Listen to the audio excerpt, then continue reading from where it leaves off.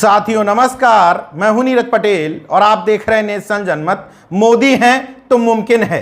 अक्सर ये दलाल भांड कॉर्पोरेट मीडिया लोगों को समझाने की कोशिश करती है कि 2014 के बाद में देश में जो कुछ भी अच्छा घटित हुआ उस सब के पीछे प्रधानमंत्री नरेंद्र मोदी ही हैं। लेकिन ये नहीं चल पाएगा। अगर देश में कुछ भी घटित हो रहा है तो वो प्रभु मोदी की कृपा से हो रहा है, तो बुरा होने की जिम्मेदारी भी मोदी जी को ही लेनी पड़ेगी। देश में ये पहली बार हुआ है कि एक युवक जो खुद को कट्टर सनातनी हिंदुत्व का ठेकेदार कहता था, इसी के समर्थन में सोशल मीडिया पर पोस्ट डालता था, उस शख्स को गिरफ्तार किया गया है। इसमें कौन सी बड़ी बात है। लेकिन उसकी गिरफ्तारी हिंदू कट्टरता की वजह से नहीं, बल्कि खुद को सनातनी कहने वाले राहुल सेन नाम के शख्स की गिरफ्तारी मध्य प्रदेश के रतलाम जिले से इसलिए हुई है क्योंकि उस पर आईएसआईएस जैसे खतरनाक आतंकी संगठन से जुड़े होने के सबूत मिले हैं। एनआईए ने उसकी गिरफ्तारी करते हुए उसके पास से एक खतरनाक चाकू और आईएसआईएस का प्रतीक काला झंडा बरामद हुआ है। एनआईए का आरोप है कि वो नफरती सामग्री, चरमपंथी सामग्री आईएसआईएस से लेकर के अपने देश में प्रचारित करता था। ऐसे युवकों को खोजता था जो आईएसआईएस के लिए काम कर सकें। इस युवक के बारे में पुलिस ने जो खुलासा किया है उसमें एक बात बेहद चौंकाने वाली है कि वो दोनों तरह के चरमपंथियों के संपर्क में था। मतलब कट्टर हिंदुत्व वाले भी और कट्टर इस्लाम वाले भी।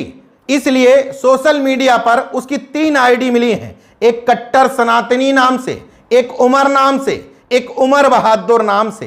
तीनों आईडीज पर वो दोनों तरफ के चरमपंथियों की नफरतवादी सामग्री प्रसारित करता था। जरा एक उदाहरण देखिए। इस तस्वीर में ओम लिखा हुआ है उसके माथे पर, उसके ऊपर काले कलर का झंडा बांधे हुए है, चाकू लिए है खतरनाक, उस पर लिखा है हर हर महादेव। दूसरी फोटो देखिए जिसमें तिलक लगाए हुए है। इस तरह की तमाम सारी फोटो उसके सोशल मीडिया अकाउंट से देखी जा सकती हैं। क्योंकि मजदूरी का काम करता था तो अपना काम करते हुए भी तमाम तस्वीरें पोस्ट की हैं। लेकिन ज्यादातर तस्वीरों में एक बात कॉमन है, वो अपने आप को चरमपंथी, एक खतरनाक शख्सियत के तौर पर दिखाना चाहता था। नेशन जनमत इसी चरमपंथ का तो विरोध करता है। नफरतवादी किसी भी तरफ का हो वो नफरत परोसना ही चाहता है। और इस तरह के युवक जो चरमपंथी मानसिकता के होते हैं उनको अपना शिकार बना लेता है।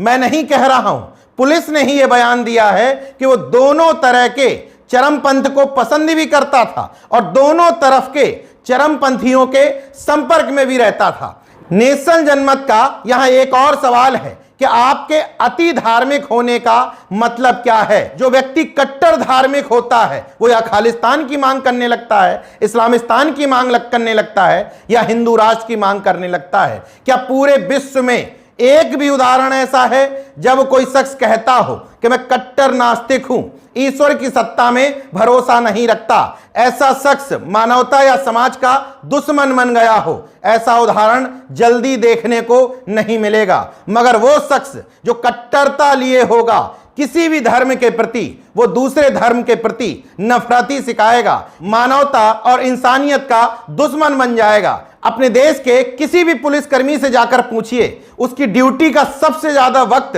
धार्मिक आयोजनों में ड्यूटी करने में, धार्मिक संस्थानों की रक्षा करने में बीतता है। जरा याद करके देखिए, आपके शहर में कभी भी कोई धार्मिक आयोजन हो तो जितने लोग सड़क पर होते हैं उतना ही पुलिस बल का इंतजाम किया जाता है। मतलब धार्मिक आयोजन में ही हिंसा भड़कने का खतरा क्यों?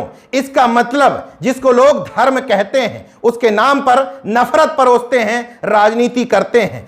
असली धर्म मानवता और समाज का दुश्मन कैसे हो सकता है? अगर वास्तव में लोग धर्म की जो परिभाषा कहते हैं उसका आचरण करने लगें तो धार्मिक आयोजनों में पुलिस बल की जरूरत ना पड़े। देश में जितने भी दंगे होते हैं वो धर्म के नाम पर होते हैं। कट्टर धार्मिक लोग लड़ते हैं। धर्म में कम भरोसा रखने वाले या अनीश्वरवादी लोग कभी इन झगड़ों में नहीं उलझते। कुल मिलाकर के इस वीडियो को सामने लाने का मकसद सिर्फ इतना था कि मोदी हैं तो मुमकिन है। मतलब जितनी कट्टरता देश में फैलाओगे, जितनी नफरतवाद फैलाओगे, राहुल जैसे युवक तैयार होंगे जो इस तरफ के चरमपंथ या इस तरफ के चरमपंथ को ज्वाइन करके आनंद की अनुभूति महसूस करेंगे, भले ही उनके आनंद में समाज और देश को खतरा उत्पन्न हो जाए। इसलिए अपने बच्चों को धार्मिकता की बजाय शिक्षा की तरफ ले जाइए, वही भविष्य में उनकी तरक्की के रास्ते खोलेगी। देखते रहिए नेशन जनमत, जागरूक और सजग बने रहिए। जय विज्ञान, जय संविधान, जय लोकतंत्र। धन्यवाद।